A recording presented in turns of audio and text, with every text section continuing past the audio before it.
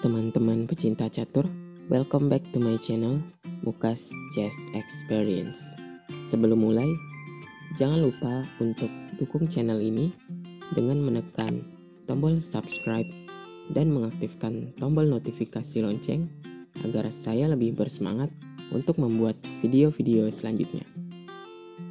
Jadi pada video kali ini, kita akan membahas permainan yang cukup menarik dari salah satu pemain yang disegani di elit catur dunia karena sulit ditebak gaya permainannya, yaitu Vasily Ivanchuk atau biasa dipanggil Chucky. Dan lawannya adalah seorang pemain elit muda yaitu Wei Yi.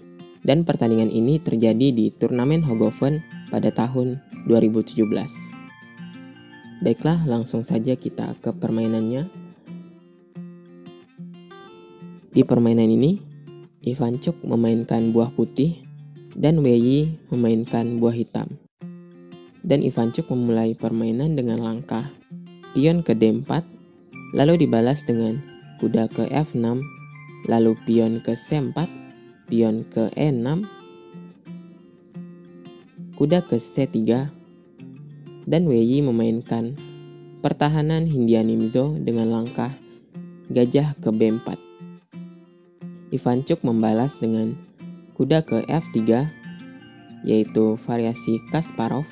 Variasi ini disebut variasi Kasparov sejak Garry Kasparov memakainya dengan hasil yang sangat bagus di kejuaraan dunia melawan Karpov pada tahun 1985. Baiklah, kita lanjutkan. Hitam melanjutkan dengan pion ke D5, pion C makan D5, pion makan pion, dan gajah ke G5. Putih mengeluarkan gajah ke G5 terlebih dulu sebelum memainkan pion ke E3 agar tidak menutup jalan bagi gajahnya. Lalu hitam gajah ke H6 mengancam gajah ke H4, di mana Ivanchuk tetap mempertahankan gajah serta pin terhadap menteri hitam. Hitam melanjutkan dengan rokade pendek, lalu pion ke E3, gajah ke F5, benteng ke C1, kuda B ke D7, menteri ke B3, menyerang gajah di B4. Hitam tidak melarikan gajah dan memakan kuda di C3. Lalu benteng makan gajah dan pion ke C6. Wei Yi membuka jalan bagi menterinya ke petak A5. Sebagai tambahan, di sini pion hitam di B7 tidak bisa dimakan oleh putih.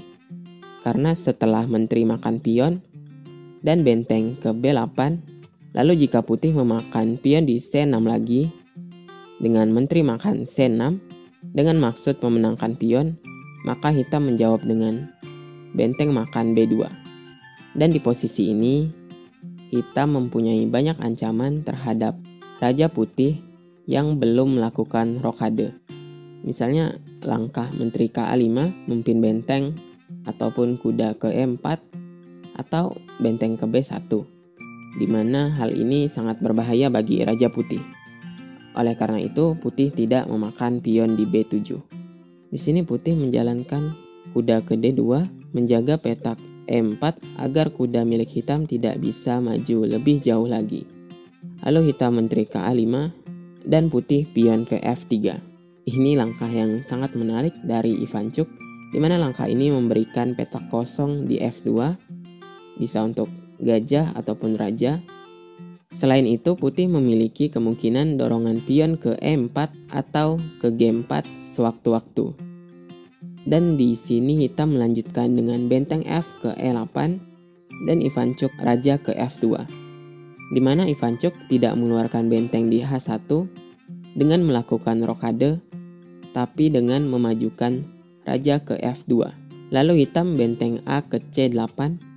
Melihat posisi Raja Putih yang masih di tengah, hitam berencana membongkar petak pusat dengan langkah pion ke C5. Lalu putih gajah ke E2 dengan maksud mengeluarkan benteng di H1, dan hitam membongkar petak pusat dengan langkah pion ke C5. Pion makan pion, benteng makan C5, dan benteng H ke C1. Putih mengeluarkan buah terakhir yang belum aktif sekaligus menjaga jalur C. Lalu hitam pion ke G5 dan gajah ke G3. Dan pada posisi ini, Wei sedikit berspekulasi dengan mengorbankan bentengnya untuk menarik Raja Putih ke tengah papan dengan langkah benteng makan E3. Jika putih memakan benteng dengan benteng, maka hitam memakan benteng di C1 dan putih kalah 1 pion. Lalu bagaimana jika putih memakan dengan raja? Apa sebenarnya maksud dibalik langkah pengorbanan benteng hitam?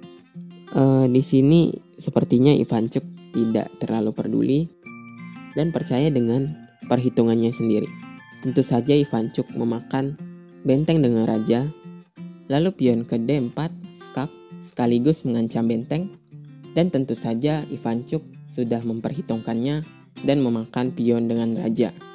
Bisa kalian lihat di posisi ini, buah putih yang paling depan posisinya adalah raja. Dan seakan-akan raja akan ikut menyerang buah hitam. Tapi di sini putih sebenarnya memiliki rencana untuk mengembalikan raja ke petak aman dengan langkah raja ke E3 dan raja ke F2 di langkah selanjutnya. Melihat rencana putih, Wei memainkan langkah benteng ke E5 untuk mencegah raja putih kembali ke markasnya, sekaligus mengancam gajah di E2. Di sini putih tidak bisa memakan benteng di E5 karena setelah gajah makan E5, menteri makan E5, skak raja ke C4 dan menteri ke C5, skakmat. Oleh karena itu putih melanjutkan dengan gajah ke D3. Dan sangat wajar bagi putih menawarkan pertukaran karena di posisi ini putih menang materi. Dan dengan melakukan pertukaran, putih akan mengurangi tekanan dari hitam. Tapi hitam menolak pertukaran dan memainkan gajah ke E6 mengancam menteri putih. Putih kembali memakan buah gratis milik hitam dengan menteri makan B7. Dan langkah ini sekaligus menjaga skak di B6 dan di D5 oleh hitam. Lalu hitam melanjutkan dengan raja ke G7, lalu kuda ke E4. Putih sekali lagi menawarkan pertukaran dan sekaligus memberikan jalan kabur bagi rajanya. Hitam menjalankan kuda ke D5 dan putih tentu saja memakan benteng di E5. Lalu kuda makan gajah, lalu putih benteng ke C5 mengancam menteri dan Wei menyerah di posisi ini. Walaupun raja putih berada di tengah, tapi hitam tidak bisa menyerangnya sama sekali. Dan setelah hitam melarikan menterinya dari ancaman benteng, putih akan memakan kuda di E5. Dan di posisi ini, putih unggul banyak perwira yang tentunya sangat mudah untuk memenangkan pertandingan.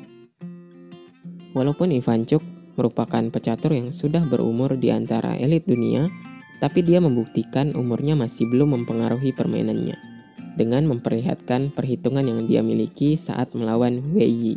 Walaupun rajanya dikepung di tengah papan, tapi Ivancuk masih bisa bertahan dengan langkah yang tepat. Mungkin sekian video kali ini. Jika kalian suka video catur seperti ini, jangan lupa untuk like, komen, dan subscribe. Thank you for watching, dan sampai jumpa di video berikutnya.